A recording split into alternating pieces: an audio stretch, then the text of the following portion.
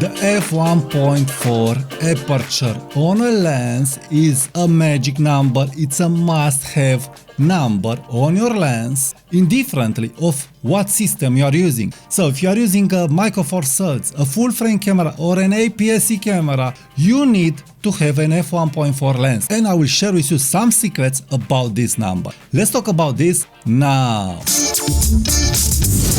Hi there, Tudor Matescu here. I have here the 35mm f1.4 from Fujifilm. I also have the 20mm f1.4 OM lens, a Micro Four Thirds lens. I also have here the Samyang 50mm f1.4 for Sony. So I have many f1.4 lenses on different systems. The Micro Four Thirds system, the Fujifilm system and the Sony system. And I want to share with you from my experience of using all these f1.4 lenses what I've discovered. Why you need an f1.4 lens and why you should stop making equivalent calculation like the fact that an f1.4 lens on a Micro Four Thirds will give you an f2 lens on a full frame. The first reason why you want an f1.4 lens on any system that you have is that you will get very fast shutter speeds. So with an f1.4 lens, if you use a Micro Four Thirds, you'll get a very fast shutter speed.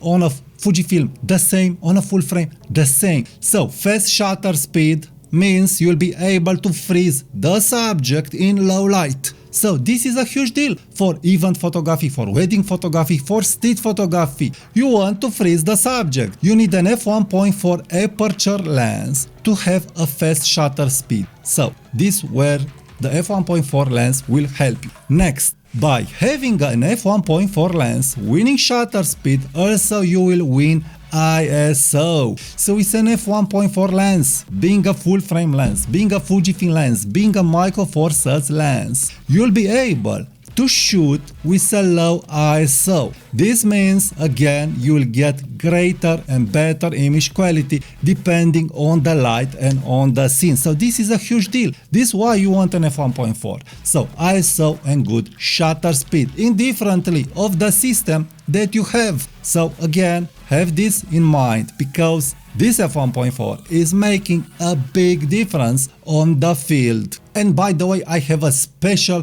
newsletter dedicated to the passionate photographers. So if you want to learn more about photography tips, tricks and all kinds of useful information for free, please subscribe to my newsletter, link in the comments and description. Next, you will gain subject to background separation, and I will get to that equivalent part of the apertures immediately. But let's stay on the subject a little. So you'll get background to subject separation, indifferently of what system you will use. Yes, with the full frame lens, you'll have the subject way blurrier than with a Micro Four Thirds lens or than with a Fujifilm lens aps-c lens. So what? Again, you'll have a very nice buttery smooth background and subject to background separation, indifferently of what system you will use. All these systems and all these lenses, the f1.4 lenses, will offer you a very good subject to background separation.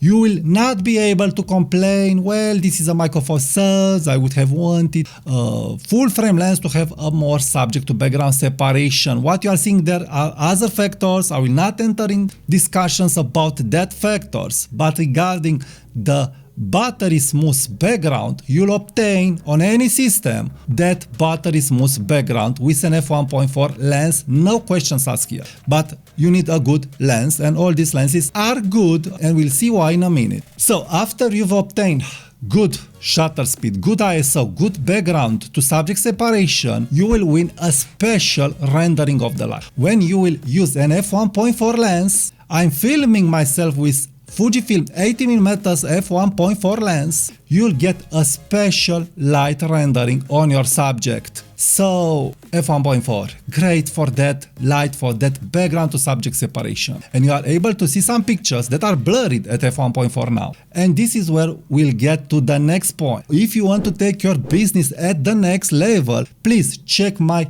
business newsletter dedicated to working photographers. There I share tips and tricks on how to earn money from photography and grow your photography business. I have there 5 tools that you need to use in your photography business to grow your business and to get clients. Click the link in the comments and description. The link also is printed here.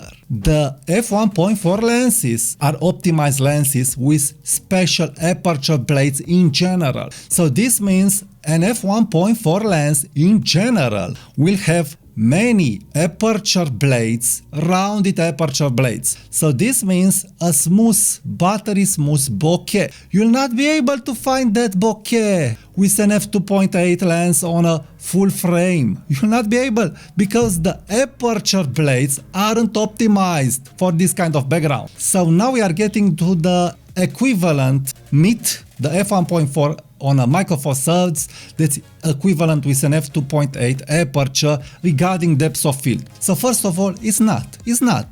I have both of these two lenses. This is Sony 35mm f2.8 and this is OM 20mm f1.4. Believe me when I'm saying to you that this OM is rendering the image much better regarding smoothness and the subject to background separation compared to this lens. So the equivalent theory that an f1.4 lens will give you a depth of field of an f2.8 lens, it's just on paper, and also it's wrong because we are talking about fraction. The f1.4 lens will enter light in the lens at f1.4, and I will not enter in the technical details with the iris and with the sensor and with the glass that it's optimized. I'm just talking about real world results from my long time experience of using all these lenses. So in real world, the f1.4 lens on a Micro Four Thirds system will beat without problems an f2.8 lens on a full frame system, and also it will beat an f1.8 lens. Why? Because we have optimized aperture blades. An f1.8 lens on a full frame system, an f2 lens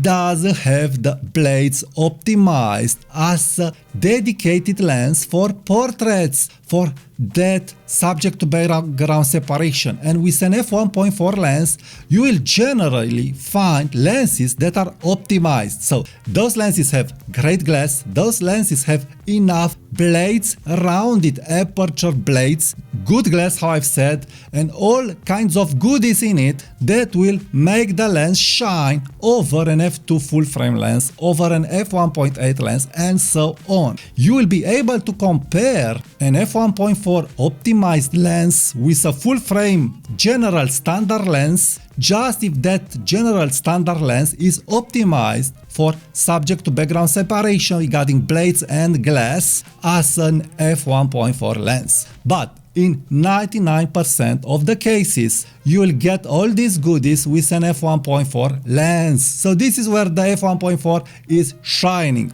So if you have a full frame lens and if you think you are okay with an f1.8, maybe you are okay. But the f1.4 will bring you nicer details. So if you have an f1.4 lens on a Micro Four Thirds, don't worry. This lens, it is crazy good. You will get top-notch image quality. You will get pro results with this lens. So no worries, the f1.4 lens will not disappoint you on any system that you want to choose. So stop worrying, just choose an f1.4 lens on your system that you are using. If you want that magic, if you want that subject to background separation, if you want faster shutter speed, if you want better ISO, and all these goodies, rounded aperture blades, more aperture blades, pro glass, choose the f1.4 lenses. They will not disappoint you indifferently of the system that you are using. Now please check the next video. Click here right now